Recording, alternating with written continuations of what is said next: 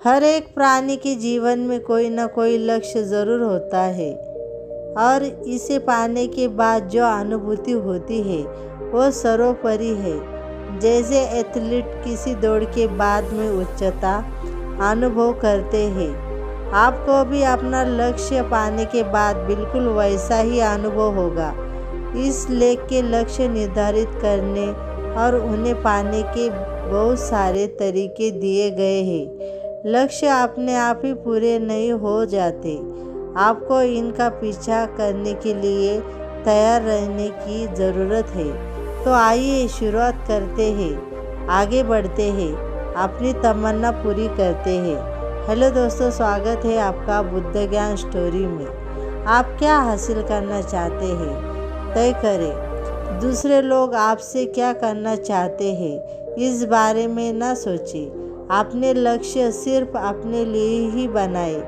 अध्ययनों के अनुसार जब आपके लक्ष्य व्यक्तिगत रूप से सार्थक होते हैं तो आपके इन्हें प्राप्त करने की संभावना भी बढ़ जाती है।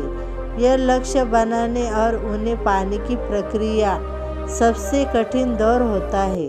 आप क्या चाहते हैं इसका प्रकार जवाब आप ही आंतरिक और बाहरी प्रेरणाओं का मिला रूप होता है। अपना एक लक्ष्य पाए जो आपके जीवन में संतुलित बिता सके। ऐसे लक्ष्य बनाए जिनसे आपको और आपके आसपास के लोगों को खुशी और लाभ प्राप्त हो।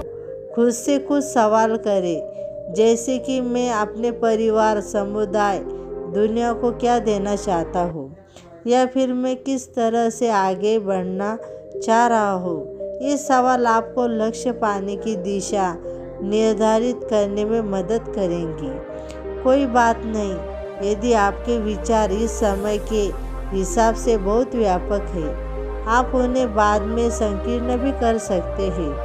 प्राथमिकता दें। एक बार आपको पता चल जाए कि आप क्या पाना चाहते हैं तो आपको इन क्षेत्रों में प्राथमिकता तय करना होगा। अपने जीवन के हर एक क्षेत्र पर एक ही बार में काम करने से आप बीच में ही रुक सकते हैं और फिर इस तरह से किसी भी लक्ष्य को नहीं पा सकेंगे। अपने लक्ष्य को 3 क्षेत्रों में बांटें। पहला, दूसरा और तीसरा स्तर। पहले स्तर के लक्ष्य आपके लिए सबसे महत्वपूर्ण होंगे और इन्हें पूरा करना अति आवश्यकता होगा। दूसरे और तीसरे स्तर के लक्ष्य इनसे भी ज़्यादा महत्वपूर्ण नहीं होंगे, इन्हें भी बहुत ही सीमित रखें। उदाहरण के लिए, मेरे स्वास्थ्य में सुधार लाना या परिवार के साथ ज़्यादा समय बिताना पहले चरण का लक्ष्य हो सकते हैं। अपना कमरा साफ करना दूसरे स्तर का लक्ष्य और बुनाई करना सीखना तीसरे स्तर का लक्ष्य हो सकता है। किसी भी लक्ष्य को अगर आप समय के साथ बांध देते हो तब उस लक्ष्य के प्रति आप ज़्यादा सतर्क रह पाते हो और आप पर हल्का सा दबाव भी बना रहता है। इसलिए आपका जो कोई भी लक्ष्य हो उसके एक निश्चित समय दो और उस समय सीमा में ही उस लक्ष्य प्राप्त की कोशिश करो। जैसे मान लो अगर आपका लक्ष्य IAS ऑफिसर बनने का है तो इस लक्ष्य को प्राप्त करने के लिए आप 1-2 साल या फिर 3 साल दे सकते हो और एक बार समय सीमा निश्चित होने पर आप उस लक्ष्य पर काम करना शुरू कर सकते हो।